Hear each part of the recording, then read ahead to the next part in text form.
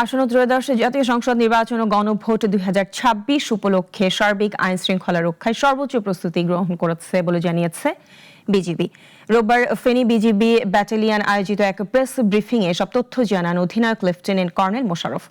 তিনি বলেন, কুমিল্লা সেক্টরের অধীন 6 জেলার 53টি উপজেলায় একক ও সমন্বিতভাবে নির্বাচনী দায়িত্ব পালন করবে বিজিবি। মোতায়েন করা হবে 102 প্লাটুন বিজিবি সদস্য।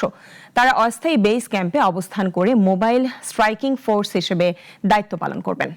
আমরা দেখেছি প্রতিপক্ষ আমাদের এই নির্বাচনকালীন কে সামনে রেখে তারাও সতর্ক অবস্থানে আছে এবং তারা আমাদেরকে বিভিন্নভাবে বার্তা দেওয়ার চেষ্টা করে।